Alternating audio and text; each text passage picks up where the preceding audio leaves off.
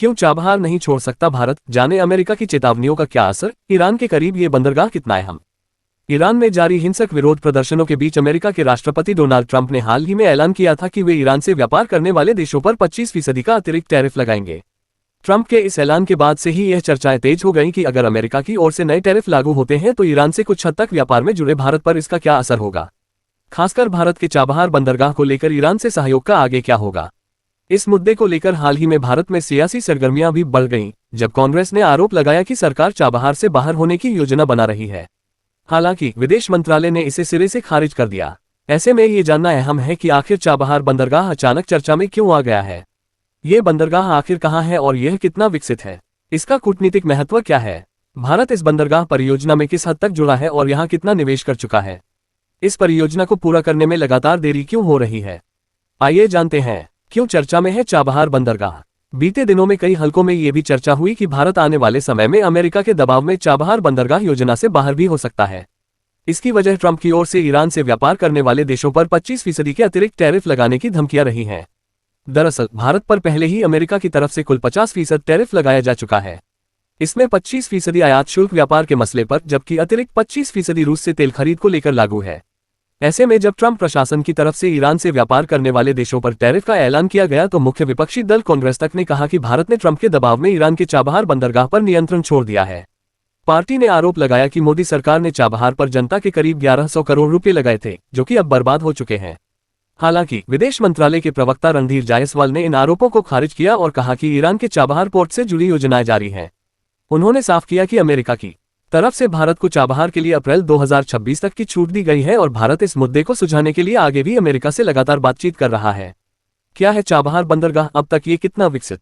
Chabahar शाब्दिक अर्थ 4 झरने बंदरगाह ईरान के दक्षिण पूर्वी तट पर स्थित है।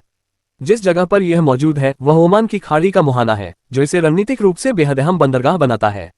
ये ईरान का पहला गहरे पानी में स्थित बंदरगाह है, जो देश को वैश्विक समुद्री व्यापार मार्ग पर महत्वपूर्ण स्थान दिलाता है। इस बंदरगाह पर भारत की भागीदारी 2002-2003 में शुरू हुई थी। मौजूदा समय में एक भारतीय company India ports global limited IPGL इसके शाहिद बेहेश्ती टर्मिनल का संचालन करती है। भारत ने 2024 में इसके संचालन के लिए 10 साल के अनुबंध पर हस्ताक्षर किए हैं और इसके विकास के लिए महत्वपूर्ण वित्तीय प्रतिबद्धता दिखाई है। हालांकि इस बंदरगाह को अब तक पूरी तरह विकसित नहीं किया जा सका है। भारत ने इस बंदरगाह का इस्तेमाल अफगानिस्तान को मानवीय सहायता जैसे गेहूं भेजने के लिए एक लॉजिस्टिकल हब रसद केंद्र के तौर पर किया है। हालांकि परियोजना की विकास की रफ्तार काफी धीमी रही है। इसकी एक वजह यह है कि ये बंदरगाह अक्सर भू राजनीतिक तौर पर मुश्किलों में घिरा रहा है, खासतौर पर ईरान पर अमेरिकी प्रतिबंधों की वजह से। इसके बावजूद भारत ने स्पष्ट किया है कि चाबहार से बाहर निकलना विकल्प नहीं है, क्योंकि यह रणनीतिक हितों के लिए जरूरी है। चाबहार बंदरगाह को विकसित करने में भारत की क्या भूमिका। चाबहार बना भारत की रणनीतिक जरूरत। 1996 में अफगानिस्तान में तालिबान के उदय के बाद भारत और ईरान के बीच सहयोग बढ़ा था, क्योंकि दोनों देश तब पाकिस्तान समर्थित इस समूह को लेकर आशंकित थे। भारत के लिए पाकिस्तान के रास्ते अफगानिस्तान और मध्य एशिया तक पहुंच भी बाधित हुई थी, जिसके बाद भारत ने अपनी पहुंच बढ़ाने के लिए वैकल्पिक मार्ग की तलाश शुरू की। अटल सरकार में हुई बातचीत की शुरुआत। भारत की इस बंदरगाह में भागीदारी की शुरुआत 2002 में हुई, जब ईरान के तत्कालीन राष्ट्रीय सुरक्षा सलाहकार NSA हसन रूहानी ने भारतीय समकक्ष ब्रजेश मिश्रा के साथ इस पर चर्चा की। इसके बाद 2003 में राष्ट्रपति खतमी की भारत यात्रा के दौरान उन्होंने और भारत के तत्कालीन PM अटल बिहारी वाजपेयी ने रणनीतिक सहयोग के रोडमैप पर हस्ताक्षर किए, जिसमें चाबहार एक प्रमुख परियोजना थी। मोदी सरकार में बढ़ा चाबहार को लेकर सहयोग। जनवरी 2015 में विदेश में बंदरगाहों के विकास के लिए जिम्मेदार इंडिया पोर्ट्स ग्लोबल लिमिटेड का गठन किया गया। अप्रैल 2016 में भारत, ईरान और अफगानिस्तान ने एक त्रिपक्षीय समझौते पर हस्ताक्षर किए, जिससे परियोजना में तेजी आई। 2017 में भारत ने पहली बार उठाया फायदा। दिसंबर 2017 को चाबहार के शाहिद बेहेश्ती बंदरगाह के पहले चरण का उद्घाटन किया गया और भारत ने इसी वर्ष इस मार्ग से अफगानिस्तान को गेहूं की पहली खेप भेजी। इसके एक साल बाद यानी दिसंबर 2018 में IPGL ने आधिकारिक तौर पर शाहिद बेहेश्ती टर्मिनल के परिचालन का हिस्सा अपने हाथ में ले लिया। 2024 में हुआ टर्मिनल संचालन के लिए अनुबंध। भारत ने 2023 में इस बंदरगाह के जरिए अफगानिस्तान को 20,000 टन गेहूं की खेप भिजवाई थी। इसके अलावा अफगानिस्तान में भूकंप के समय इसी बंदरगाह से काफी मदद भी पहुंचाई गई। 2024 में चाबहार में एक टर्मिनल के संचालन के लिए 10 साल के अनुबंध पर हस्ताक्षर किए। भारत ने इसके विकास के लिए लगभग $12 करोड़ के उपकरण की सहायता और $25 करोड़ की क्रेडिट लाइन की प्रतिबद्धता जताई। अमेरिका ने कब अटकाया रोड़ा। 2003 में अमेरिका के प्रतिबंधों की मार से गुजरा चाबहार बंदरगाह को लेकर भारत को पहली बार चुनौतियों का सामना नहीं करना पड़ा है। इससे पहले अटल सरकार के दौरान जब भारत इस परियोजना से जुड़ा था, उसी दौरान अमेरिका ने ईरान को अपनी एक्सिस ऑफ इविल बुराई की धुरी वाले देशों में शामिल किया था और परोक्ष तौर पर प्रतिबंध लगा दिए थे। इससे इस परियोजना के जारी रहने में खासी दिक्कतें आईं। अगले 10 साल इस परियोजना में भारत की भूमिका काफी कम रही और यह बंदरगाह परियोजना खुद भी धीमी प्रगति से गुजरी। 2018 में भी लगने वाला था ब्रेक।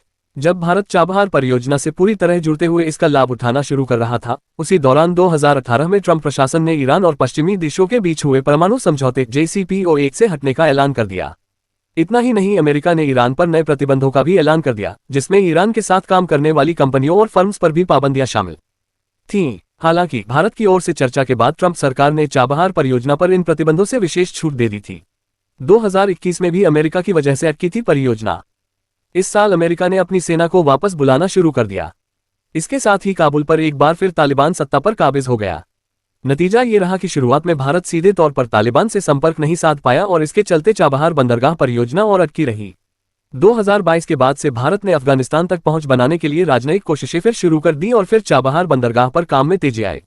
भारत के लिए ये कितना अहम रणनीतिक पहुंच। भारत के लिए चाबहार की सबसे बड़ी अहमियत यह है कि ये पाकिस्तान से गुजरे बिना सीधे अफगानिस्तान और पश्चिम एशिया तक सीधी समुद्री पहुंच बनाने में मदद करता है।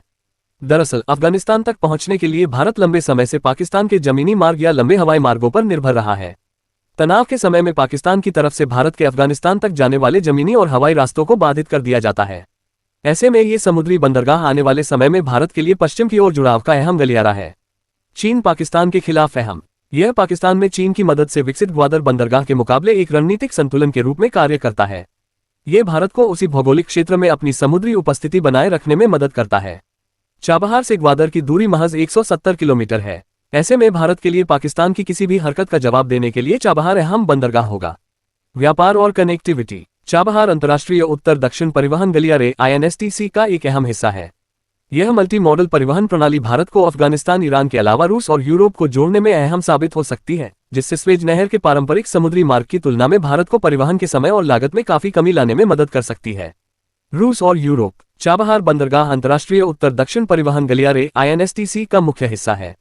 ये 7200 किलोमीटर लंबा मल्टी मॉडल मार्ग भारत को ईरान और रूस के जरिए उत्तरी यूरोप वाया सेंट पीटर्सबर्ग से जोड़ता है।